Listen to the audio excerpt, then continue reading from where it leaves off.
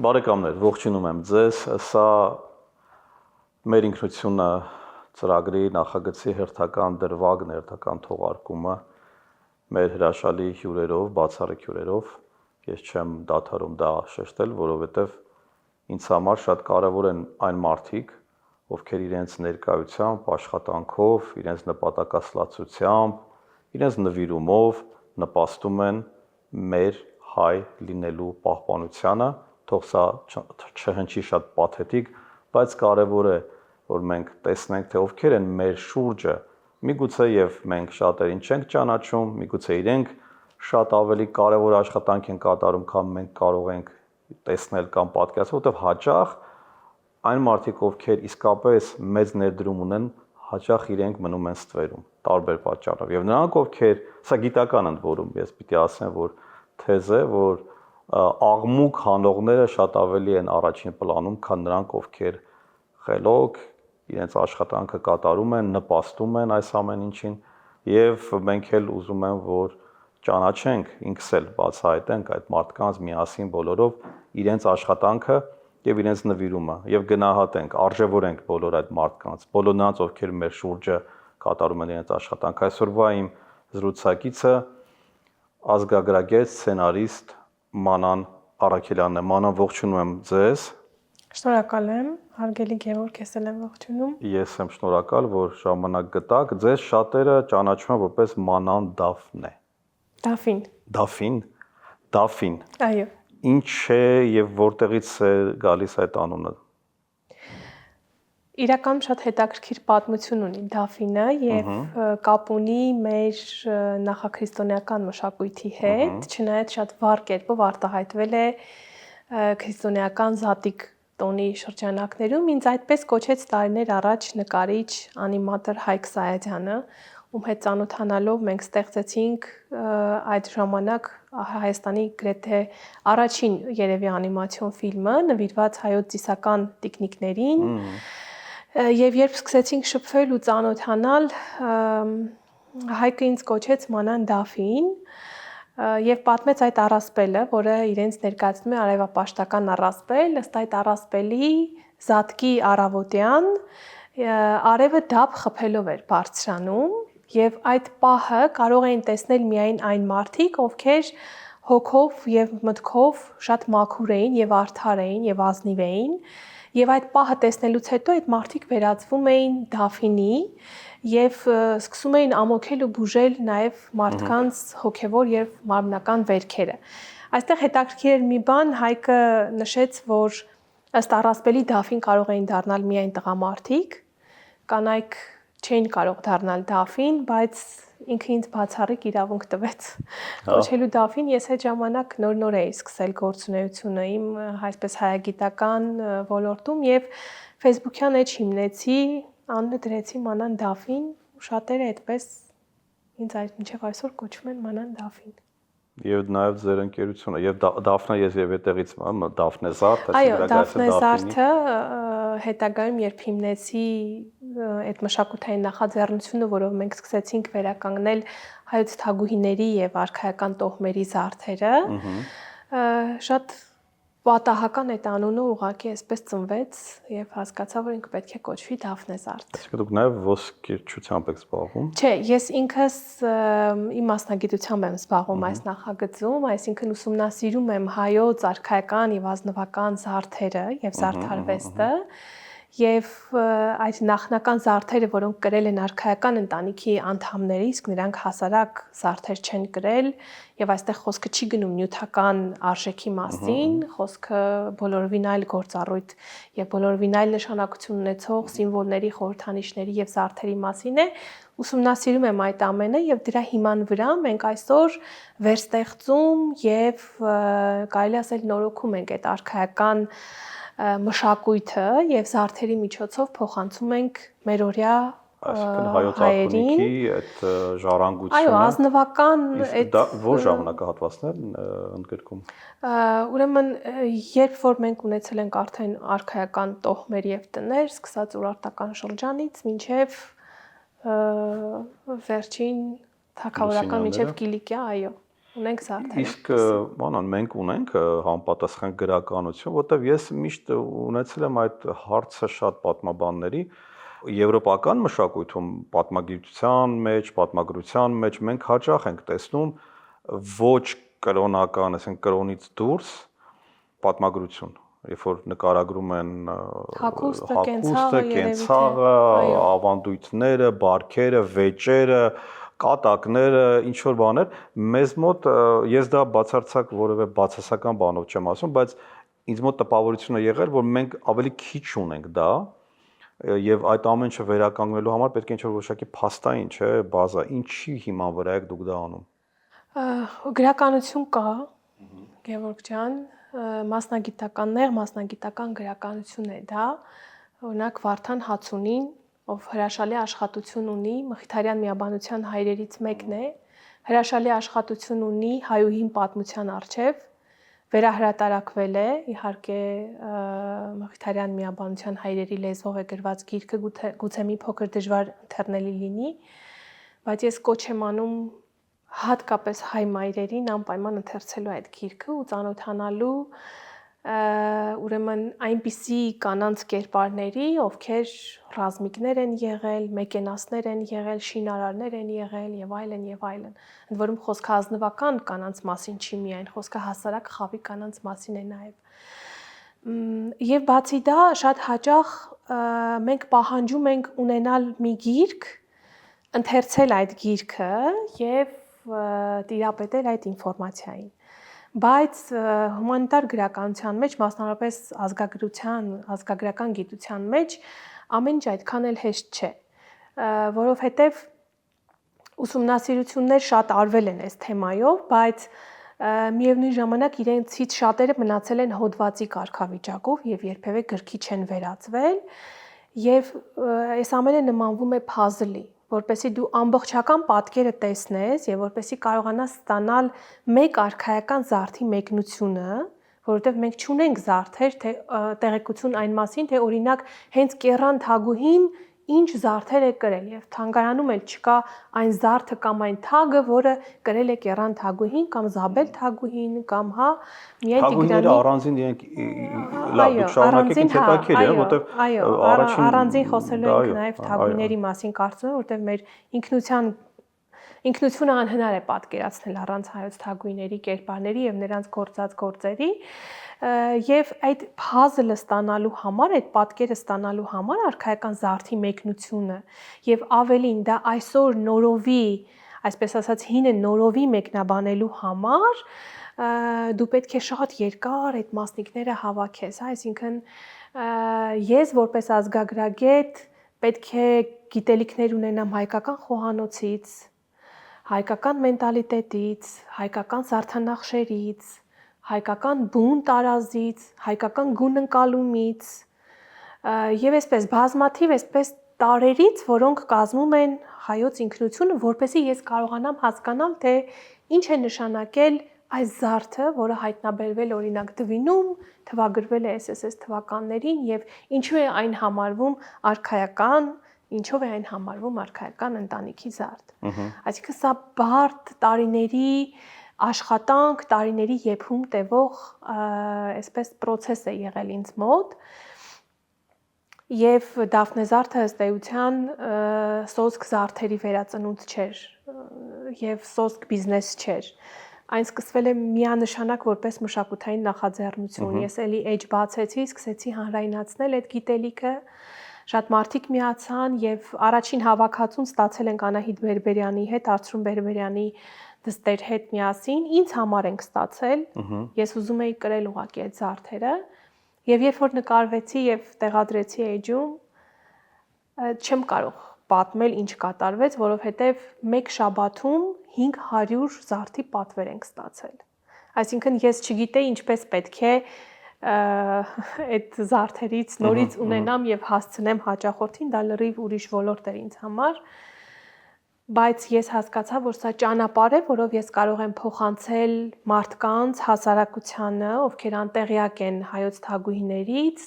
նրանց անցյալից, նրանց գործերից, կարող եմ զարդերի միջոցով պատմել հայոց թագուհիների Իսկում է եւ թագավորներից էլ առանձնապես տեղյակ չեն։ Թագավորներից մի փոքր ավելի քիչ տեղյակ են, ավելի։ որովհետև երբ հարցնում ես թագուհիներ եւ թագավորներ, ես նաեւ դասավանդում եմ Երեմյան ակադեմիայում, դասավանդում եմ եւ առաջին հարցս, երբ խոսում ենք արքայական խոհանոցից, ասում եմ կթվարկեք թագուհիներ եւ թագավորների անուններ, թագավորներ տալիս են դե Տիգրանը, Պարտադիր, Պապը, Արշակը եւ այլն, բայց թագուհիներ շատ հատուկ են մարդիկ են, որ թագուհիները ենթադրենք օրինակ նույն անգլիական ավանդույթում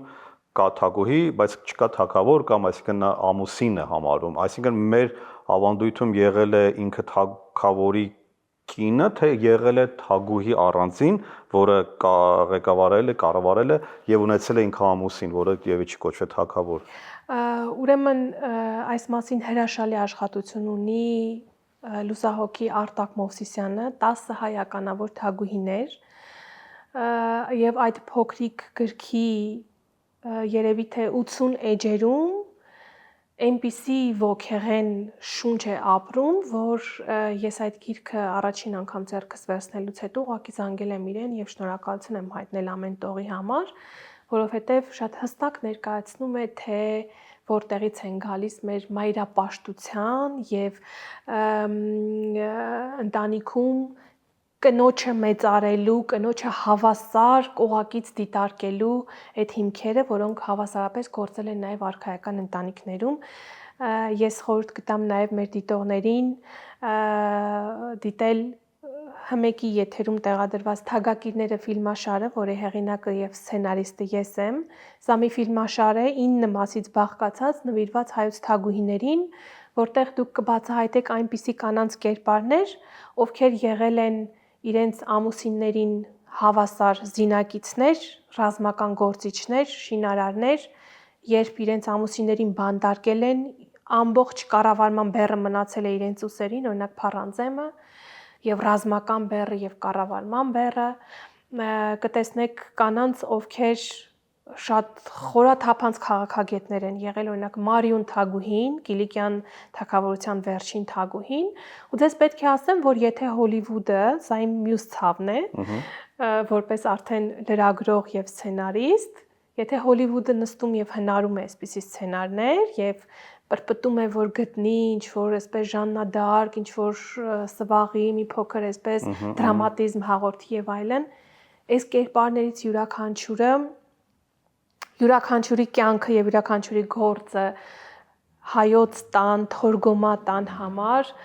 այնպիսի իրադարձություններով է ծավալվում, որ մեկ շնչով դիտվող ֆիլմեր կարելի է նկարել ու ամբողջ աշխարհին պատմել մեր ինքնության եւ մեր տեսակի մասին։ Եկաք ցավոտ կետին, հա, վերջում։ Մենք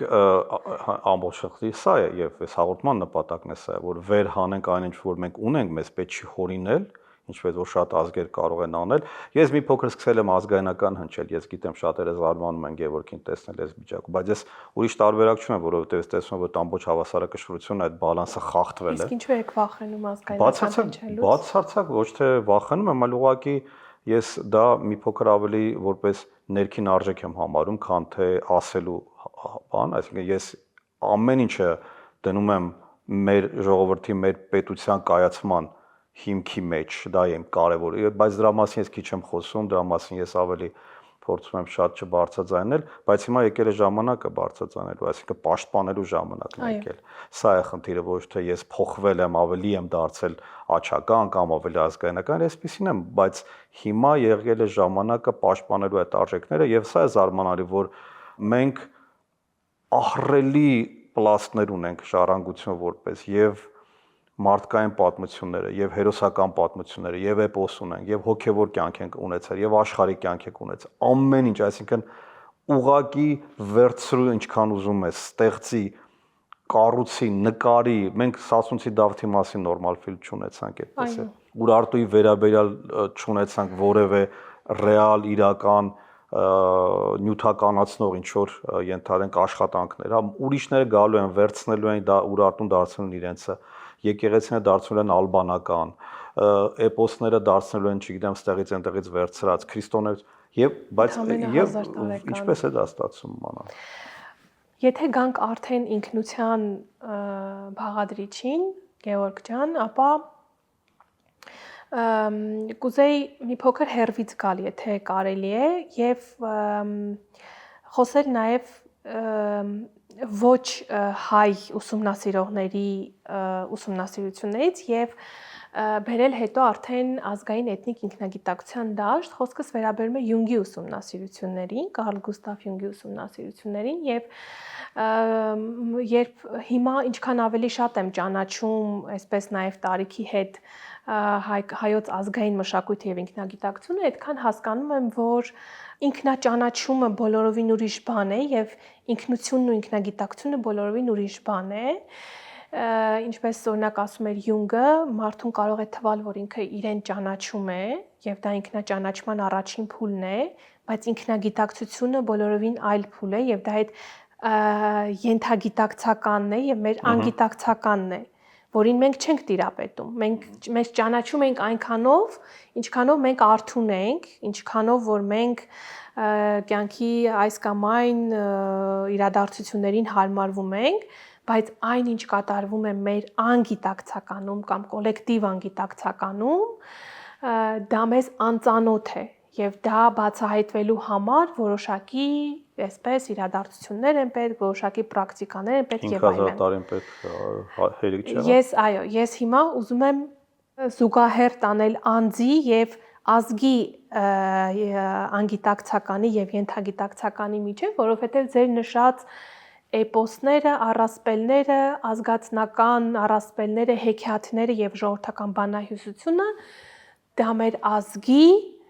անգիտակցականն է, դա մեր ազգի կոլեկտիվ ինքնագիտակցականն է, դա մեր ազգի անճանաչելի ինքնությունն է։ Եվ երբ մենք մի քիչ առաջ զրուցում էինք ու դուք մտահոգություն հայտնեցիք, որ այո, մենք լավն ենք, մենք իսկապես լավն ենք, եւ ես ձեր ժամերով կարող եմ թվել մեր Շատ որ մենք լավն ենք։ Լավ գծերը, բայց ես Իմ դա կանենք ամենավերջում, բայց դա ես չասեմ որ լավն ենք։ Ես հասկացել եմ, թե ինչպես է ստացվել, որ մենք հասել ենք այսօր այս կետին, որովհետև ջնջել են շարունակաբար, հետևողականորեն, գիտակցականը միշտ մնացել է, ջնջվել է էթնիկ անգիտակցականը, անբացատրելին, հեքիաթը դարձել է հեքիաթ, առասպելը դարձել է պատմական հիմք չունեցող, դե առասպել է, հայք ու բել, ինչ-որ մի հայք, ինչ-որ մի օր սպանեց ինչ-որ մի բելի և մեզ համար որևէ նշանակություն չունի դա այսօր։ Սասնա ծռեր էպոսը դարձել է 1000 տարեկան ընդամենը ինչ-որ մի հեքիաթ շատ երեխաների համար և մեր սերնդի համար և ոչ գոյատևման, պայքարի և պետականության կերտման կուռ համակարգ։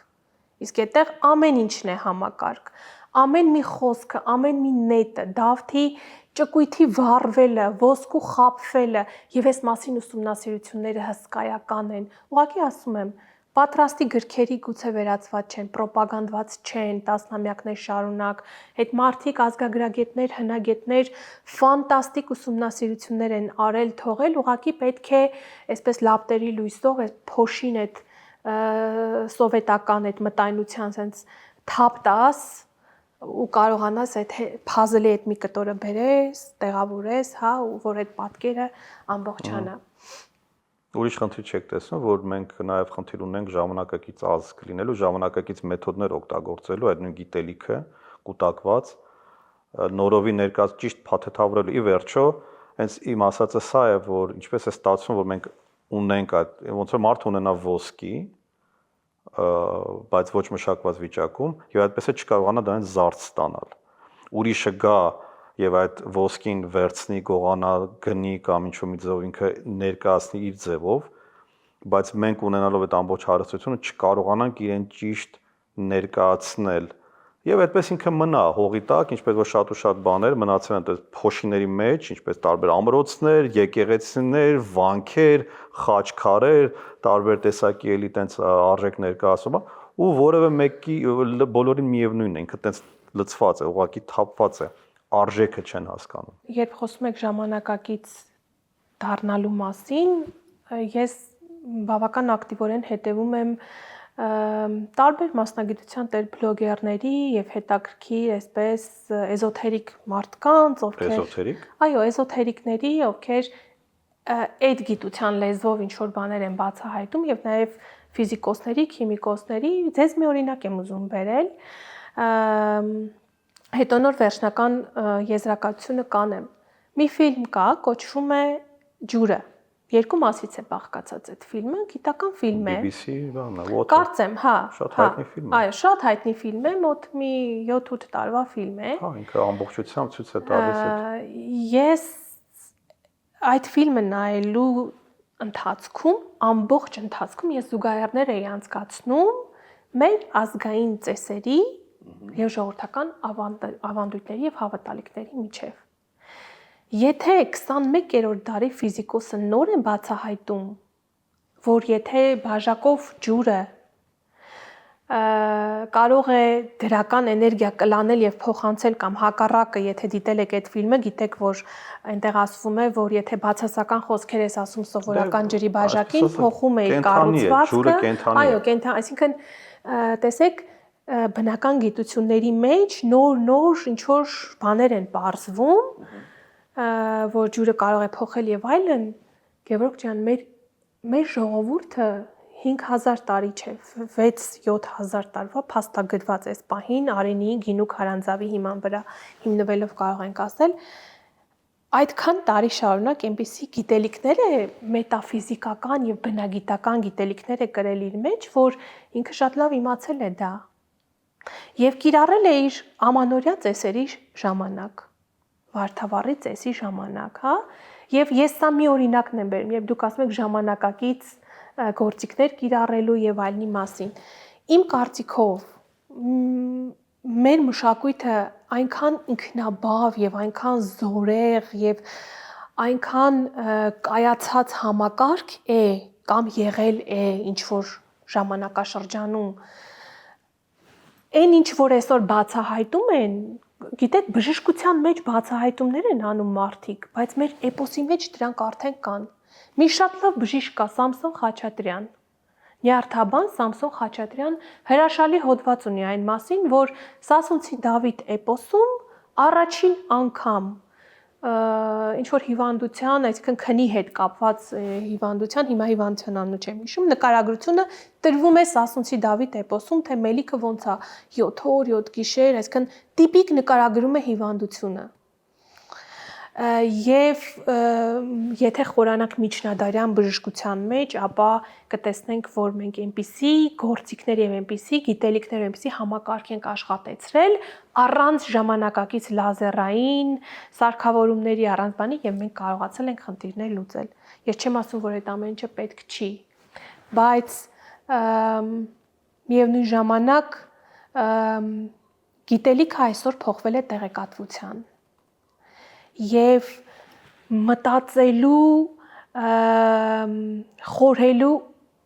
ունակությունը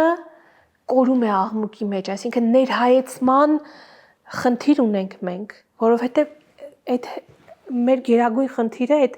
հեռախոսով կամ համակարգչով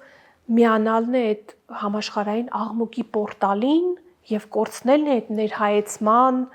ուրեմն ունակությունները, որով դու կապվում ես ամբողջ աշխարհի մարդկության հետ։ Մինչելոց Յունգը հրաշալի արխետիպերի տեսություն ունի եւ մեր ամբողջ ինքնությունը կապվում է եւ նստած է այդ հիմնական արխետիպերի վրա։ Եվ այդ արխետիպերը քանդելով են գալիս նրան, որ մենք չենք կարողանում այլևս ներհայեցվել։ Չեք կարծում, որ մենք միշտ փորձել ենք դրսում փնտրել մեր խնդիրների արմատները, հետո պորտալ բառներ են, հիշես այդ պորտալար բառը, չէ՞ շատ նման են իրար, չէ՞ կապված է այդ պորտալին։ Բայց իհարկե մենք աշխարհի մաս ենք եւ ինչ որ դուք ասեցիք, մենք այնպես չի որ առանձին մոլորակի վրա ենք եղել, մենք մաս ենք եղել, վերցել ենք, տվել ենք եւ այդ ամբողջ այդ այսպես ասած տրանսֆորմացիաներ, նյութափոխանակությունը անընդհատ ու անդադ տեղի ունեցել, որտեղ մենք մի օրգանիզմի մեջ ենք եղել, բայց իմ հարցը հետեւյալն է, ինչու մենք չենք կարողանում այդ ամեն ինչը մեր մեջ վերաիմաստավորել,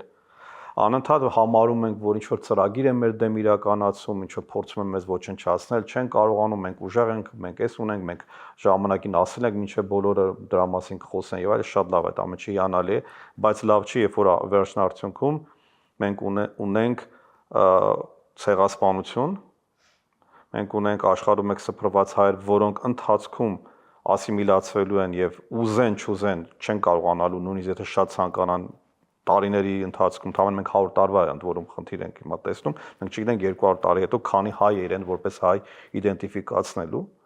ու պետության առումով որ մենք ունենք այս փոքրիկ կղզին, որը մեզ բաժին է հասել, անգամ այս սա Մարգարիտի նման չենք, Ադամանդի նման չենք պաշտպանում, պահում, այս սա իմ մոտ հարցը այդքան հզոր պատմություն ունեցող ազգը, ես այդ ազգի մաս եմ, որտեղ հաճախ մարդիկ կարծում են, որ դու ասում ես ազգը, դու քեզ չես, ոչ, ես ինքս եմ դրա մեջ եւ ինձ էլ եմ հարցում այդ ինչպես է ստացվում, որ մենք չենք կարողանում պատշաճ գնահատական տալ պաշտպանել, ինչպես մանկանը կպաշտպանենք, չէ՞ որ յուրաքանչյուրը պաշտպանում է իր ժառանգությունը, ձեր ասած անձը կարող է անել պաշտպանել, բայց կոլեկտիվ հարթության վրա մենք դառնում ենք արդեն ուղղակի այսպես քնած եւ կյանքը կարծեք կողքներովս անցնում է։ Երբ ես խոսեցի ազգի էթնիկ անգիտակցականից եւ նշեցի, որ հետեւողականորեն պայքար է մղվել ազգ տեսակի դեմ, երբեք այդ տեսակը միշտ վտանգված է եղել։ Այն տեսակը, որ ինքնագիտակից է, որ սիրում է իր հայրենիքը, ուզում է, որ իր հայրենիքը բարգավաճի, ուզում է լիարժեք ծանոթանալ իր պատմությանը, իր բոլոր ցավերին, իր պատմության սխալներին, այդ տեսակը բոլոր ժամանակաշրջաններում կանգնած է եղել եւ այսօր էլ կանգնած է վտանգի առջեւ։ Դրա ես ինչ որ նորություն չեմ ասում, ցանկացած պատմաբան դա կփաստի։ Երբ ասում եք ովքեր են մեր դեմ պայքարել, եկեք սկսենք ամենաակնառուից, հա, օրինակ մենք շատ հաճախ ասում ենք Թուրքիան, ցեղասպանություն եւ այլն, բայց ես վերջերս մի գիրք կարդացի, Աշոտ Սիմոնյանն է հեղինակը, Սյունիքի ապստամբության հետ կապված, որտեղ այս մարդը նկարագրում է, թե սովետական Ռուսաստան եւ բոլշևիզմը ինչ հետևողական պայքար են մղել ազգային ինքնագիտակցության ոչնչացման համար։ Այսինքն եւ բռնաճնշումները, այսինքն եւ ագրեսիվ տեսակը եւ ինչը ավելի վտանգավոր է ամբողջությամբ խեղաթյուրվել եւ ձևախեղվել է հայոց ազգային պայքարի պատմագրությունը։ Այսինքն Սյունիքը նոր էր, չէ, ազատագրվեց, առաջին հանրապետություն, հետո անկում ապրեց առաջին հանրապետությունը, մտանք բոլշևիկ եւ ինչ արեց բոլշևիզմը։ Որ օսմանցիները չեն անում։ Այո, մյուս կողմից օսմանցիները եւ այլն եւ այսինքն այո, եղել է պայքարը հետեւողականորեն եւ դա ունի իր պատճառները, գիտեք։ Հասկացանք, դա գիտենք, հասկանալի է, մենք եղել ենք գաղութ։ Հնդիկներն էլ են եղել բրիտանական գաղութ, այնպես չի որ այնտեղ բրիտանացիները հիացմունքով են այդպես պահել հնդկական ավանդույթներ, բայց ամբողջ խնդիրը սա է, ազգի դիմակայունությունը, ազգի իմունիտետը, այն ինչ որ թշնամին կամ բարեկամ ձևացողը, դա այսպես ասած պայմանական ասած խաղի կանոնի մեջ է մտնում։ Քեզ այդպես է պիտի դու դառնում ես իր մասը, ինքը քո հետ վարվելու այնպես ինչպես ուզում է։ Դու ինչպես ես դիմադրում։ Իսկ այդ իմունիտետը ուզում դա տեսնել։ Կա, այդ իմունիտետը կա եւ այդ իմունիտետը ուրեմն մեր այս զրույցի մեջ է, այն մարդկանց մեջ ում դուք հրավիրում եք, այն մարդկանց մեջ ովքեր դիտում են, այն մարդկանց մեջ ովքեր ուրեմն այս զրույցից հետո կբացեն եւ եւս մեկ անգամ կկարդան Սասունցի Դավիթ էպոսը եւ թագուհիների մասին կփորձեն իմանալ։ Կդիտեն թագուհիների ֆիլմը։ Շատ հետաքրքիր բան եք ընդհանրապես ասում եք։ Եվ այդ իմունիտետը, այո, այդ իմունիտետը ընկած է հասարակ հայ գյուղացու ընտանիքում, կարծում եք, ով երբ որ տուրիստ է տեսնում գյուղում, դուռը բացում է եւ հրավիրում է հաց ուտելու։ Շատ լավ։ Ով Ես գիտեք աշխատում էի մի անգամ հնագետների հետ, այս Դուք Եղեգնաձորում եք, չէ՞։ Այո, ես ապրում եմ Եղեգնաձորում։ Այնտեղ կա երկրագիտական։ Այնտեղ կա երկրագիտական թանգարան, ես թանգարանում ավագ գիտաշխատող եմ աշխատում, եւ երբ մենք հնագետների այսպես մի խմբով պեղում էինք կատարում Եղեգնաձորի Կիկլոպյան ամրոցներից մեկում, ուղղակի տանտիրուհին, ներքևում ապրող տանտիրուհին ջուր բերեց, սուրճ բերեց, քաղցրավենիք բերեց, դե մենք անգլերեն էինք շփվում, իտալացի հնագետներ էին, պարսիկ հնագետներ էին, այն բալամառավոտից արևի տակ սոված ծարավ այդ վրցիները ձեռներդ ինչ է կտեղ ման գալիս այնց բարբարով, բան։ Ես չեմ կարող ասել ինչ կատարվեց այս տուրիստների, այդ հնագետների հետ, օտարերկրացի։ Հիմա ուզում են գումար վճարել։ Ես իրենց բացատրում եմ, ասեմ դուք մեծ վիրավորանք կհասցնեք այս կնոջը, այդ պարսիկը ասում է այս 2 լիտր ջուրը Պարսկաստանում, չգիտեմ ինչքան գումար արժի, աղբերը չի տալիս ջուր Պարսկաստանում։ Ինչի համար է բերել։ Դուք եք ուզել, ասում են ոչ, ուղղակի մտքով անցել է, ասեմ ցանկացած տեղ Հայաստանում, եթե դուք պեղում կատարեք, աչքների դեմը տեսնեն, որ դուք առավոտվանից աշխատում եք, հաստատ ձեզ գոնե սուրճը կհյուրասիրեն, հա, այսինքն եւ սա պատահական չի, գիտեք, սա միայն այսօրվա հայի դիմագիծ, սա հազարամյակների արխետիպ է։ Ես չգիտեմ դուք գիտեք թե չէ, աշխարհի բոլոր հեթանոսական դիցարանների մեջ, իսկ հեթանոսական դիցարանը աշխարհընկալում է, բնաճանաչողություն է, հա, եւ կոնկրետ ֆիզիկական եւ քիմիական գիտելիքների մասին լուրջ գիտելիք է։ Այսինքն այնպես չի, որ ուղղակի կուրքեր են եւ ինչ որ դիցեր են, ինչ որ աստվածներ են, հա, այդ ամենը շատ լուրջ գիտելիք է եւ ես դա խոհանոցի միջոցով եմ եկել դրան ազգային խոհանոցի պատմությունը։ Այո, ես ազգային խոհանոցի պատմությամբ բավական երկար ժամանակ զբաղվում եմ եւ նշեցի արդեն նաեւ դասավանդում եմ ազգային խոհանոցի պատմություն։ Միայն մենք ունենք հյուրասիրության Աստված։ Եվ միայն մենք է, որ չունենք չարի Աստված։ Հեթանոսական դիցարանում մենք չունենք չարի Աստված, այսինքն բարին գլխավորին Հակոտնյա, Արամազդն եւ Անահիտը, ընդ որում Անահիտը շատ ավելի բարձր, այսպես իրավասություններով եւ իրավունքներով, ով կարող էր Անահիտին ասել աչքիդ վերևը ունք կա, գերագույն մայրն էր, հայոց դժխուհին էր, հայոց մեծ տիկինն էր, ոսկե ծղի Անահիտն էր, այսինքն հայերենի բոլոր բարերի այդ ամենագեղեցիկ մասը գրաբարի վերագրվում էր Անահիտին, հա, եւ հունական դիցաբանության մեջ Զևսը պատժում է Հերային, կախում է երկնքի եւ երկրի միջև։ Պատժում է գլխավոր գերագույն աստվածուհուն։ Չեք կարող որևէ առասպել գտնել հայոց դիցաբանության մեջ, որտեղ Անահիտին պատժեն, կամ առհասարակ Աստղիկին Վահագնը պատժի, հա, այսինքն այստեղ մենք խոսում ենք մոր արխետիպի մասին եւ կնոջ արխետիպի մասին։ Ես դրա համար եմ ասում, որ այդ արխետիպերը կենթանի են։ Ես ինքս էլ որպես մասնագետ, որպես ազգագրագետ, երբ լսում եմ, տեսնում եմ ինչ որ վատ բան իմ ազգի մեջ, ինչ որ այսպիսի բաներ, ինչ որ հատկապես Արցախի հանձնումից հետո շատ էի հուսահատվել, անկեղծ եմ ասում, շատ դժվար շրջան էր ինձ համար, բայց հետո ես հասկացա, որ մենք այսպիսի բաներ, չգիտեմ, արարչական առաքելությամբ քաղաքակրթություն ենք, հա, եւ յուրաքանչյուր քաղաքակրթություն ունի իր առաքելությունը։ Ուղղակի մենք իսկապես հեռացել ենք մեր քաղաքակրթական առաքելությունից։ Իսկ մեր քաղաքակրթության հիմնական առաքելությունը հին աշխարհում, Գևորգ ջան, եղել է մի բան, հոգևոր գիտելիք տալը։ Եթե հիշեք, Արատտայի սեպագիր շումերական սեպագիր արձանագրություններում նշվում է Արատտայի երկիրը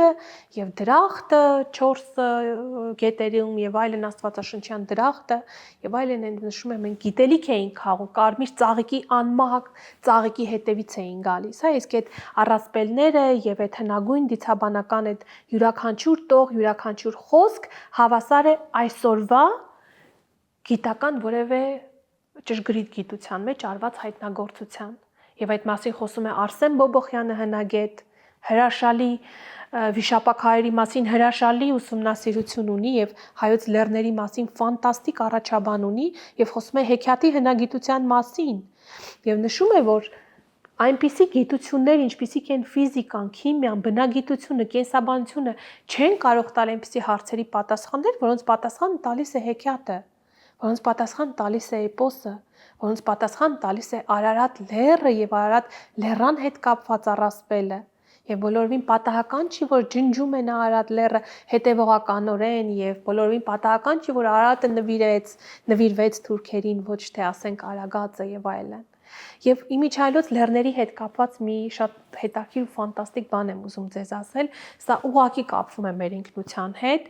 ընդհանրապես բոլոր մշակույթներում լեռները հոգեվոր խմորումների կենտրոններ են եղել, բայց հայկական լեռները մի կարևոր առանձնահատկություն ունեն, ի տարբերություն աշխարհի մյուս լեռների, նախ նրանք միանգամից այսպես վերև չեն խոյանում,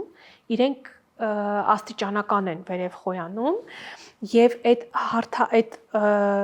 աստիճանների վրա մինչև այսօր պահպանվում են եւ ուսումնասիրվում են մեր ազգի, մեր ցեղի, այդ Նժդեհյան այդ ցեղի,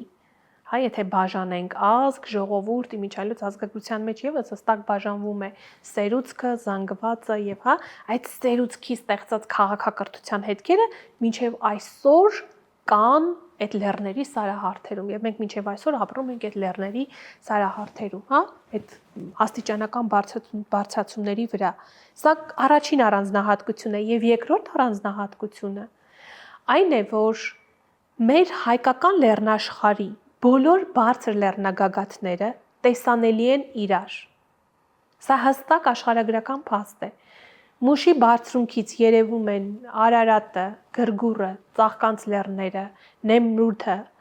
եւ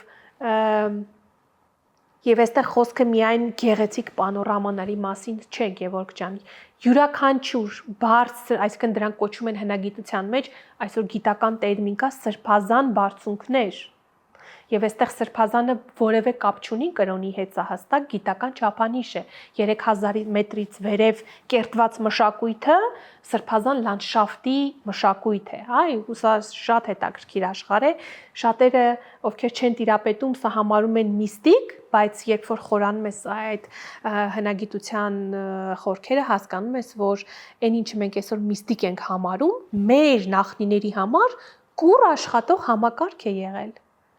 Հա, եւ այդ համակարգից այսօր երկու ուղենիշ է մնացել Հայաստանում՝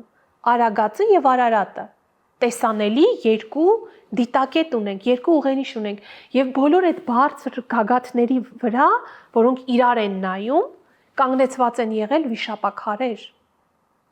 Անտենաների նման, մի պահ պատկերացրեք, ես չեմ կարող ասել ինչի համար են կանգնեցված եղել։ Ես չեմ կարող ասել ինչ են փոխանցել, ինչ են արել, բայց այն, որ մենք մեր կոդը, մեր մշակութային կոդը, մեր ինքնության կոդը արարումն է, ստեղծումն է եւ գիտելիքի փոխանցումն է, հոգեվոր գիտելիքի փոխանցումն է։ Մշակույթի տարբեր ճյուղերի միջոցով կլինի դա զարդանախշ, իմիջիայլոց զարդանախշերը սոս գեղեցկության համար չեն, դա առանձին տեղեկատվության եւ էմոցիայի փոխանցման հնագույն լեզու է։ Մենք կորցրել ենք այդ լեզուն հասկանալու հնարավորությունը, նայում ենք գորգին, ասում ենք ինչ գեղեցիկ զարդանախշեր են, բայց միևնույնն է գենետիկան աշխատում է։ Միևնույնն է, դու զարդանախշին նայելով դուք հասկանում եք, սա պարսկական կարծես լինի, սա ռուսական կարծես լինի։ Այստեղ աշխատում են այդ Յունգի արխետիպերը, հա, այդ համամարտկային արխետիպերն են աշխատում, որոնք տեղայնացված են ձեր գենի վրա, արդեն ձեր տարածաշրջանի վրա։ Այնպես որ այդ սարսափը, որ մենք հիմա կկորցնենք, հիմա մենք այլևս չենք լինի եւ այլն, ինձ մոտ աստիճանաբար այսպես խաղաղվեց ու ես հասկացա, որ հեքիաթի օրինակով ասեմ, հա, որպես վերջաբան գուցե, եթե մտնում ենք ժամանակ, իհարկե դուք բան արեք։ Մենք մի հրաշալի հեքիաթ ունենք, Հազարան բլբուլի հեքիաթը։ Հազարան բլբուլը համակարգ է։ Հա, եթե այս ասվածից հետո ինչ որ մարդիկ կլինեն, ովքեր կուսումնասիրեն, շատ ուրախ կլինեմ։ Սա մի համակարգ է, որին երբ որ գողանում են, հանում են այգուց, ընդ որում այգին եւս առանձին համակարգ է հայկական ինքնագիտակցության մեջ, որովհետեւ մենք այգի ասում ենք միայն խաղողի այգուն։ Այսինքն երբ մենք ասում ենք այգի, մենք հասկանում ենք խաղողի այգի։ Եթե մենք ուզում ենք ասել խնձորի այգի, մենք ասում ենք խնձորի այգի։ Բայց երբ որ ասում ենք գնա այգի, նկատի ունենք ու խաղողագործական շրջաններում նկատի ունենք խաղողի այգին։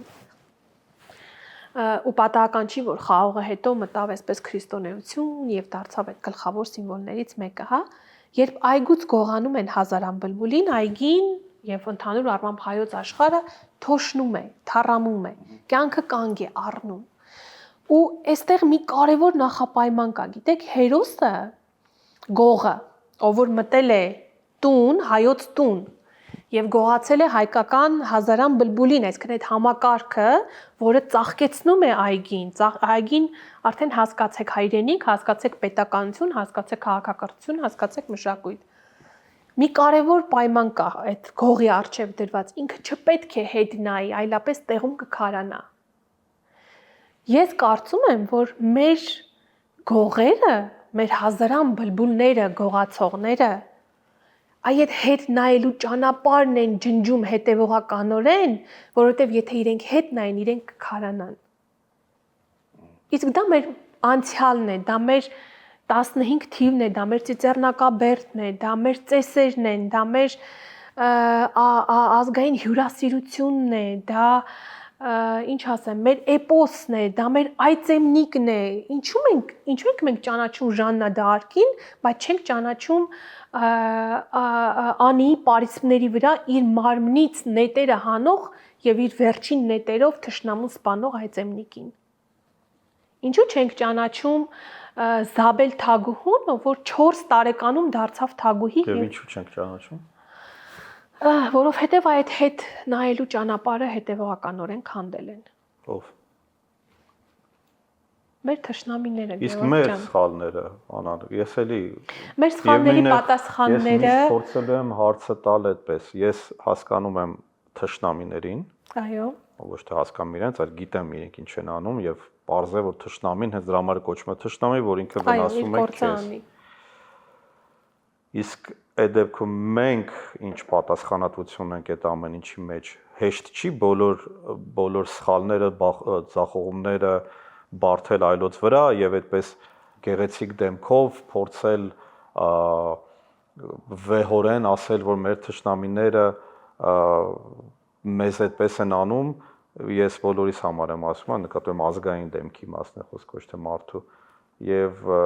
մենք մնանք հավերժ այդ ինքնախապեյության մեջ, որ խնդիրը այլոց մենք լավն ենք, ուրիշները վատն են, մենք ամեն ինչ արել ենք եւ ուրիշները միայն մեզ խանգարել են, ինձ թվում է բոլոր ազգերին են ուրիշները միշտ են խանգարել, բոլորն էլ, եթե նայում եք աշխարհի պատմությանը, բոլոր ազգերը մեծ մասամբ, եթե բացառությունները չհաշվենք, ունեցել են դաժան ճակատագրեր։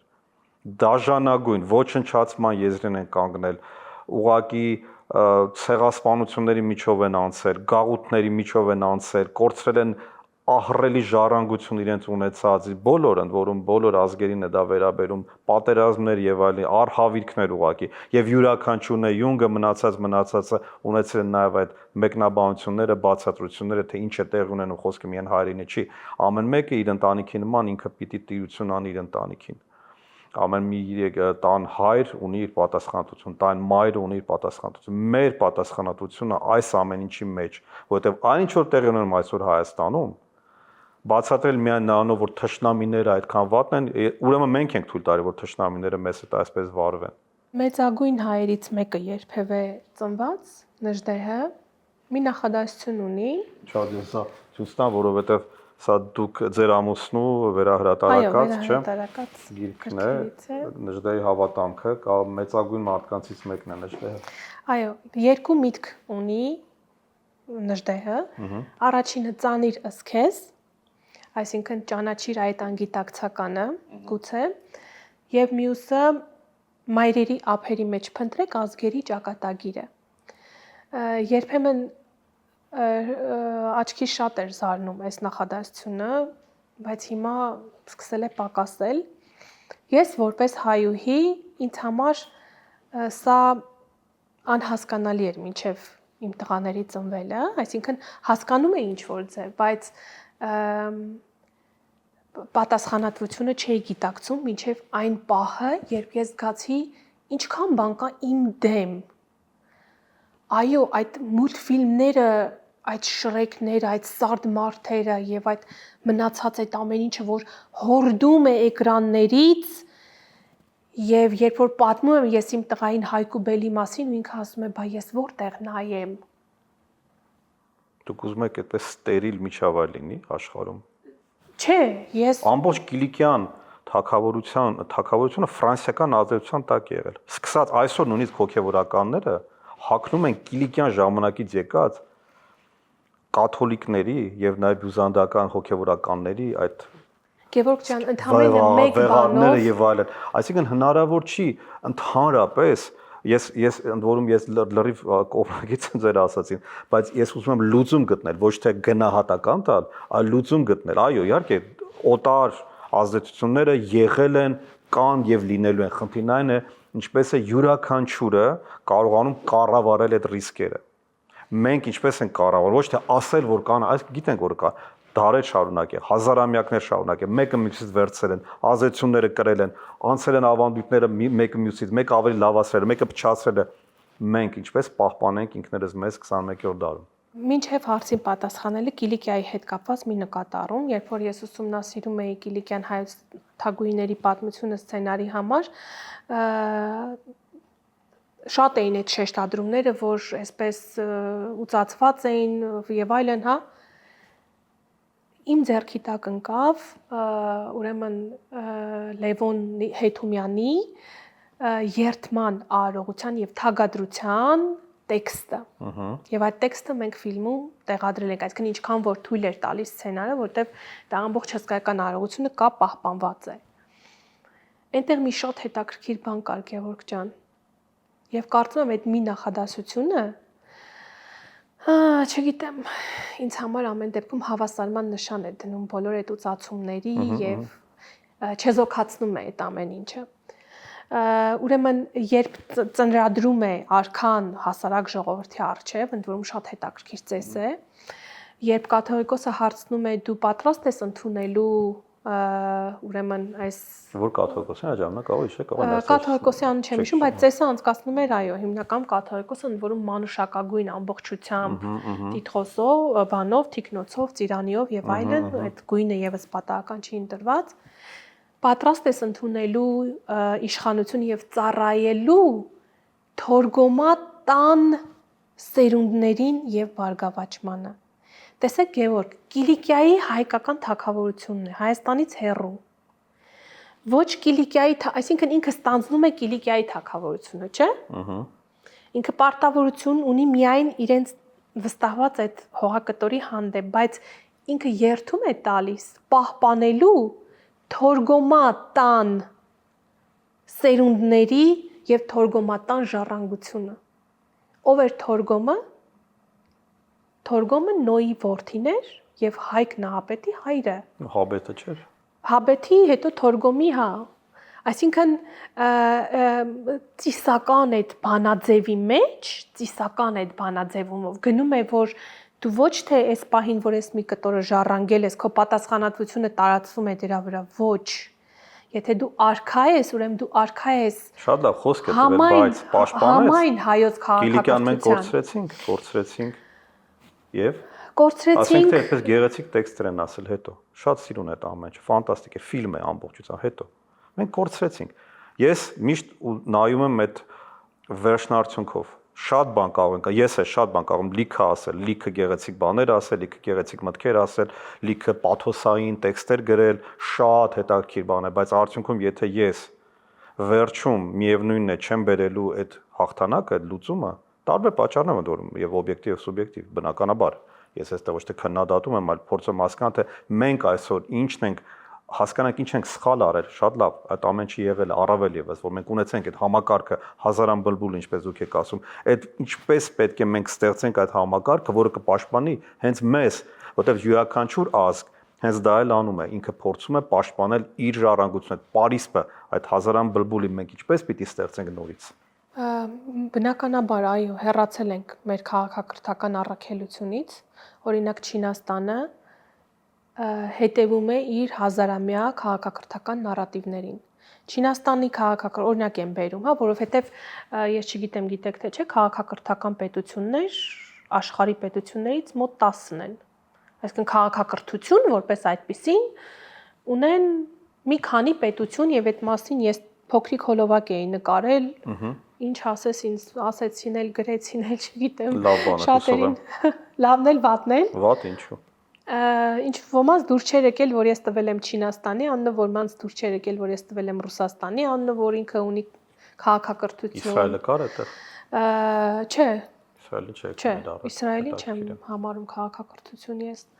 Հունաստանին էլ, այսինքն Եգիպտոսին ինչի չեք համարում, ես խոսում եի կենթանի քաղաքակրթությունների մասին, այսինքն այն պետությունների մասին, ովքեր կրում են իրենց մեջ կենթանի քաղաքակրթություն եւ նշում էի, որ կա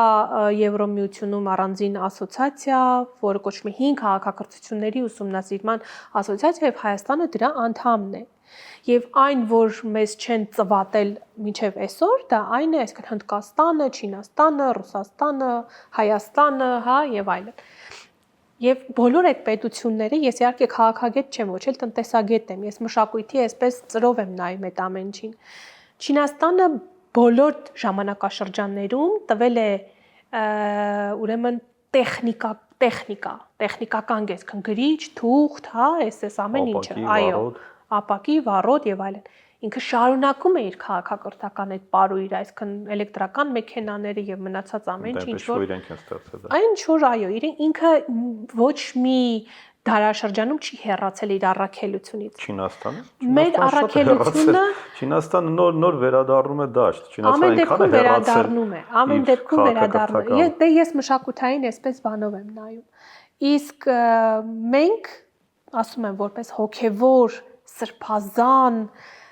գիտելիքի կրողներ եւ կերտողներ եւ դա մեկ կրոնական գրքում չի, որ այդ մասին նշվում է, հա, որպես դրախտավայր եւ այլն, այդ ամեն ինչն էլի համակարգի մասին է խոսում։ Մենք ունենալով քաղաքակրթական այդ ԴՆԹ-ն, ընդ որում մեր պարույրը երբևէ չի ընդհատվել։ Այսինքն մենք ունեցել ենք նախաքրիստոնեական շրջան, անցել ենք քրիստոնեություն, բայց մեր պարույրը չի ընդհատվել այդտեղ, մեր ԴՆԹ-ն։ Մեր ամբողջ նախաքրիստոնեական մշակույթը փոխանցվել է քրիստոնեությանը, ճիշտ է, ունեցել են տաճարների կործանում եւ լիքը գիտելիքի կործանում, բայց ժողովրդական բանահյուսությունը, էպոսը, հեքիաթները այնպիսի եւ զարդանախշերը այնպիսի կոդավորված գիտելիքներ են պարունակում, որպեսզի դու ճիշտ հասկանաս ու մեկնաբանես այսօրվա քրիստոնեությունը, դու պիտի ճանաչես քո նախաքրիստոնեական մշակույթը, հա, այսինքն հետո ու այդ պարույրը այսպես շարունակվում է, ու մենք այդ ժառանգության կրողն ենք։ Սա մի, ինչ ասեմ, սա ձեր ասած այդ անսպառ ակունքն է, այդ կաթ նախբյուրն է։ Այդ մեր էպոսի կաթ նախբյուրն է, որի մոտ մենք մի պա պետք է քնենք, ոնց որ Դավիթն է անում, ու հետո արթնանանք մի քանի անգամ ավելի հզորացած։ Ես ենթադրում եմ, որ մենք այդ քնի լեթարգիայի մեջ այսպես հա այդ process-ի մեջ ենք, բայց ես միևնույն ժամանակ կարծում եմ, որ էլի եմ ասում, գիտեք, շատ հասարակ բաների մեջ ես տեսնում եմ այդ հազարամյա տրոփյունը, այդ կնոջ այդ ջուր հյուրասիրելու մեջ, այդ Դավիթների, մհերների, Արարատների ծնունդի մեջ, Անահիտների ծնունդի մեջ եւ մինչեւ այսօր, գիտեք, միայն հայերս ունենք Լեռնիկ անունը։ Ոստա։ Այո։ Որ նաեւ աղջիկա անուն է կարծում։ Լեռնուհի, Լեռնիկ։ Միայն մենք ենք մեր երեխաներին դնում Հայաստան անունը։ Այսինքն սրանք արխետիպեր են, որոնց քանդելու համար աշխարհը 5000-6000 տարի հերթ է կանգնած։ Լավ էլի մանա։ Հա։ Դե լավ,